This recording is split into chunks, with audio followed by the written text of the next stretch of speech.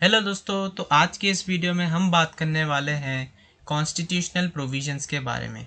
तो आइए देखते हैं कि कॉन्स्टिट्यूशनल प्रोविजंस क्या क्या है इसमें। चलिए, कॉन्स्टिट्यूशनल प्रोविजंस।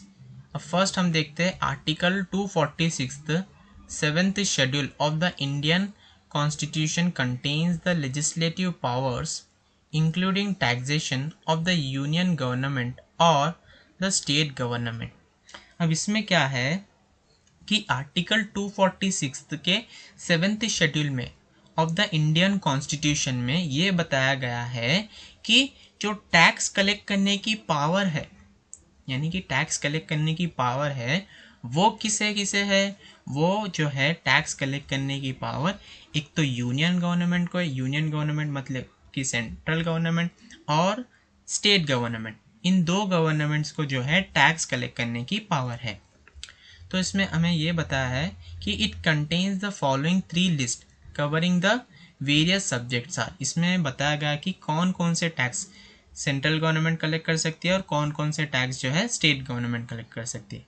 तो फर्स्ट लिस्ट जो है वो है हमारा यूनियन और सेंट्रल लिस्ट, सेकेंड लिस्ट है स्टेट लिस्ट, और थर्ड लिस्ट है कॉन्करेंट लिस्ट। अब ये 3 लिस्ट में क्या क्या है हम देखते हैं। चलिए, आर्टिकल 246 का seventh schedule of Indian constitution. अब ये फर्स्ट लिस्ट में, जैसा कि मैंने बताया था कि फर्स्ट लिस्ट में यूनियन और सेंट्रल लिस्ट, यानी कि यूनियन और या फिर सेंट्रल लिस्ट, यूनियन या फिर सेंट्रल गवर्नमेंट को ये पावर है कि वो टैक्स कलेक्ट कर सकती है।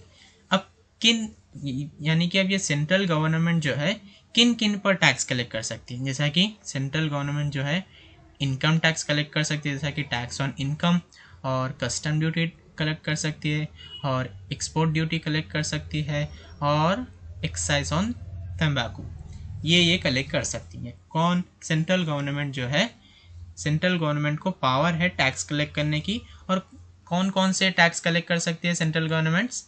ये सभी टैक्सेस कलेक्ट कर सकती है। समझ में आया? जैसा कि मैंने एग्जाम्पल ये दे दिया है। अब ऐसे ही बात करते हैं लिस्ट नंबर 2 की। लिस्ट नंबर 2 में स्टेट गवर्नमेंट को पावर है कि वो टैक्स कलेक्ट कर सकती है। और एग्जाम्पल देखते हैं कि स्टेट गवर्नमेंट किन किन पर टैक्स कलेक्ट कर सकती है। जैसा कि टैक्स ऑन एग्रीकल्चर, एग्रीकल्चर पर स्टेट गवर्नमेंट टैक्स कलेक्ट कर सकती है। Tax on land and building, land and building पर स्टेट गवर्नमेंट टैक्स कलेक्ट कर सकती है। Tax on liquor and petrol पर स्टेट गवर्नमेंट जो है टैक्स कलेक्ट कर सकती है। और टैक्स ऑन इलेक्ट्रिसिटी, इलेक्ट्रिसिटी पर भी स्टेट गवर्नमेंट जो है टैक्स कलेक्ट कर सकती है। अब बात करते हैं थर्ड लिस्ट के बारे में, लिस्ट नंबर 3। अब लिस्ट नंबर 3 जो है वो है कॉन्करेंट लिस्ट। अब कॉन्करेंट लिस्ट में क्या है कि बोथ सेंट्रल और स्टेट गवर्नमेंट जो है टैक्स कलेक्ट कर सकते हैं। लेकिन अभी फ़िलहाल इसमें कोई अमेंडमेंट नहीं आया है, इसलिए मैंने यहाँ पर नो हेड लिख दिया है। समझ में आया दोस्तों? अभी तक इसमें कोई अमेंडमेंट नहीं आया, सिर्फ लिस्ट 1 में और लिस्ट 2 में ही ये बातें हैं। अब देखते हैं हम आर्टिकल। अब हम देखते हैं कि आर्टिकल 246 तो हमने देख लिया। अब आर्टिकल 246A क्या है? आर्टिकल 246A क्या है वो देखते हैं। After article 246 of the Indian Constitution, the following Article 246 has been inserted, authorizing the levy of dual GST in India both by the central government and the state government। तो इसमें क्या है देखिए। अब देखिए आर्टिकल 246A, आर्टिकल 246A इसको मैंने 2 parts में डिवाइड किया, जैसा कि आर्टिकल 246A(1) और आर्टिकल 246A(2)। अब इसमें देखिए, the legislature of every state have power to make laws with respect to goods and service tax imposed by the central or by such state government। यानी कि article 246 में, जैसा कि हम लोगों ने डेफिनेशन पढ़ा था आफ्टर आर्टिकल 246, तो इसमें ये कह रहा है, ये डेफिनेशन हमें ये बता रहा है कि इसमें जो है एक जीएसटी नाम का भी टैक्स है, यानी कि जीएसटी जो है इनडायरेक्ट टैक्स है, गुड्स एंड सर्विस टैक्स जिसे हम कहते हैं। तो जो गुड्स एंड सर्विस टैक्स है वो कौन, स्टेट गवर्नमेंट भी कलेक्ट कर सकती है पब्लिक से, और सेंट्रल गवर्नमेंट भी कलेक्ट कर सकती है पब्लिक से। समझ में आया दोस्तों। अब वैसे ही इसमें आर्टिकल 246 का ये 2 है, आर्टिकल 246 का 2, इसमें ये बताया गया है कि parliament has exclusive power to make laws with respect to GST where the supply of goods and services or both takes place in the course of interstate trade or commerce। यानी कि इसमें ये बताया गया है कि पार्लियामेंट को एक एक्सक्लूसिव पावर है कि वो जीएसटी पर यानी कि गुड्स एंड सर्विस टैक्स पर नए नए लॉस या फिर नए नए अमेंडमेंट्स ला सके। समझ में। अब बात करते हैं आर्टिकल 265 आर्टिकल 265 के बारे में हम बात करते हैं। Article 265 of the Indian constitution states that no tax shall be levied और collected in India except by the authority of law as sanctioned by the constitution.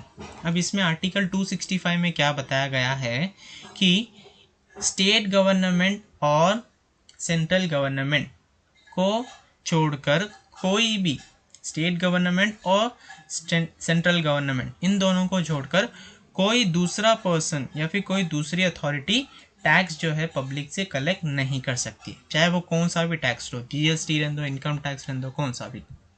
और any tax charged without any constitutional authority shall be void अब initio. यानी कि अगर state government या फिर central government in दोनों को छोड़कर कोई दूसरा अथॉरिटी, कोई दूसरे व्यक्ति टैक्स चार्ज कर रहा है, यानी कि टैक्स चार्ज कर रहा है स्टेट और सेंट्रल गवर्नमेंट को छोड़कर कोई दूसरा व्यक्ति चार्ज कर रहा है टैक्स, तो वो टैक्स जो है एकदम वॉइड है। वो क्या बन जाता है हमारा, वॉइड अब इनिशियो, यानी कि एकदम वो इनवैलिड बन जाता है हमारा। समझ में आया दोस्तों। अब बात करते हैं basis of charging income tax section 4। इसमें क्या बोलते हैं, बेसिस है, यानी कि इनकम टैक्स के का एक ये चार्जिंग सेक्शन है, पूरे इनकम टैक्स का ये चार्जिंग सेक्शन है, और ये बताता है कि इनकम जो है कब चार्ज करना है। देखिए, basic principle for charging income tax, income हमें कब चार्ज करना है, यानी कि इनकम टैक्स कब कलेक्ट करना है। जनरल रूल ये बताता है कि income of N assessee earned in the previous year is charged to tax in the immediately next following assessment year। यानी कि जनरल रूल हमें ये बताता है कि जो भी इनकम, किसी भी व्यक्ति ने किसी भी प्रकार की इनकम कमाई हो प्रीवियस ईयर में, तो उस इनकम को जो है, उस ईयर की इनकम को जो है नेक्स्ट ईयर में यानी कि असेसमेंट ईयर में हमें टैक्स पे करना होगा। समझ में। नेक्स्ट असेसमेंट ईयर में हम उस प्रीवियस ईयर का इनकम, प्रीवियस ईयर की इनकम को असेस करेंगे, यानी कि कंप्यूट करेंगे और असेसमेंट ईयर में टैक्स पे कर देंगे। अब एक्सेप्शंस हमें आते हैं, यानी कि कुछ एक्सेप्शंस भी है इस केस में, वो क्या है वो भी देखते हैं।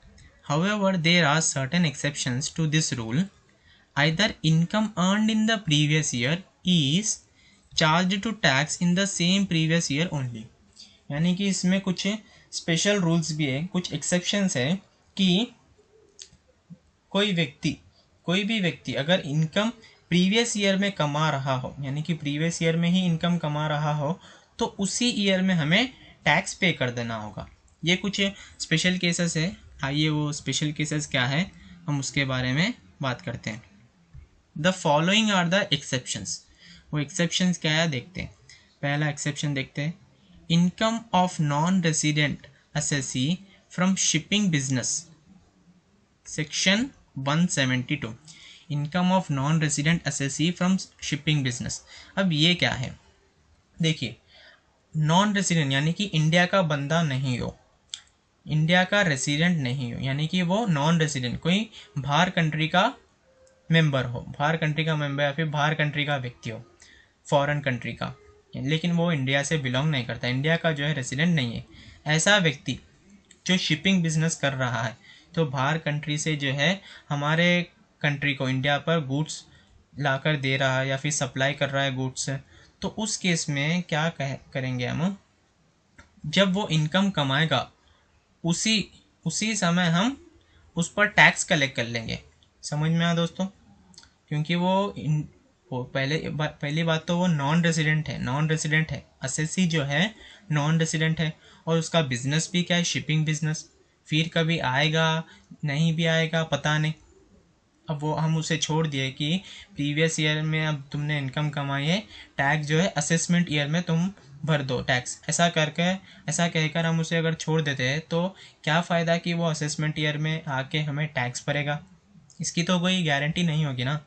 तो हम क्या करते हैं, प्रीवियस ईयर में यानी कि जिस ईयर में वो इनकम कमा रहा है उसी ईयर में हम उसकी टैक्स लायबिलिटी जो है कलेक्ट कर लेते हैं।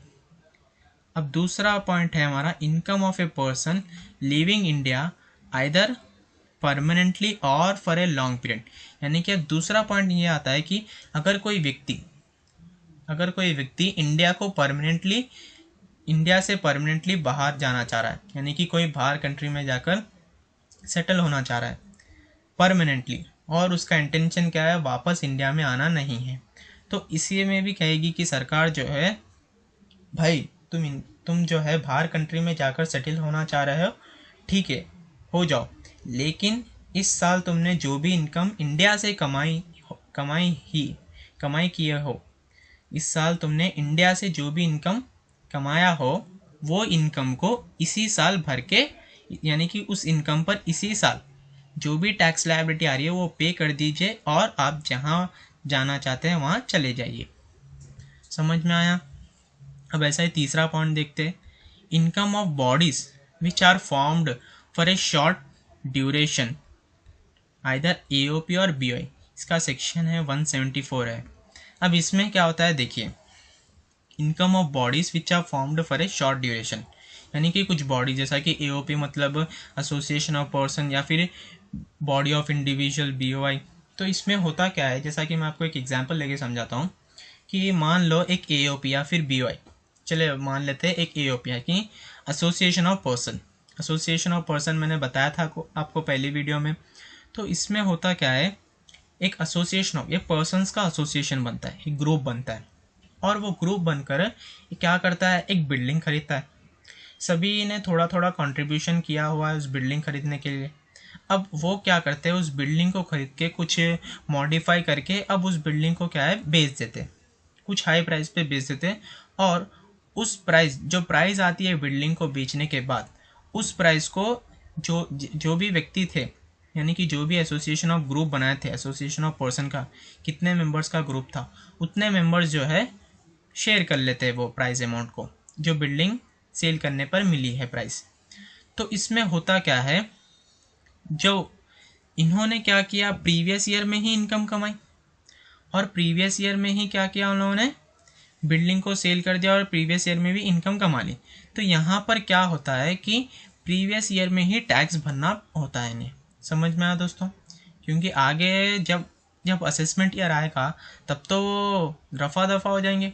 तो सरकार कहती है कि जो ईयर में तुमने ये काम किया, यानी कि बिल्डिंग बना के तुम लोगों ने एक एसोसिएशन ऑफ ग्रुप बनाया और बिल्डिंग बनाई, तुम लोगों ने मिलकर एक बिल्डिंग बनाई और उसे क्या किया, बेच दिया, और जो बिल्डिंग बेचकर तुमने इनकम कमाई, वो इनकम के जो पैसे हैं तुमने इसी ईयर में टैक्स पे करना होगा। अगर इनका बिजनेस रहता, यानी कि इनका बिजनेस रहता और सालों साल चलते रहता, तो तब उस केस में हम देखते थे कि प्रीवियस ईयर में अगर हम लोगों ने इनकम कमाई तो उस केस में हमें असेसमेंट ईयर में पे करना होगा इनकम टैक्स। अब देखते हैं income of a person who is luckily to transfer their capital asset to avoid tax। अब इसमें क्या होता है, जैसा कि इसमें भी मैं आपको एक एग्जांपल देता हूँ कि मान लो कि आपके घर में कोई बड़े बुजुर्ग है, अब उनके नाम पे कुछ प्रॉपर्टी होगी।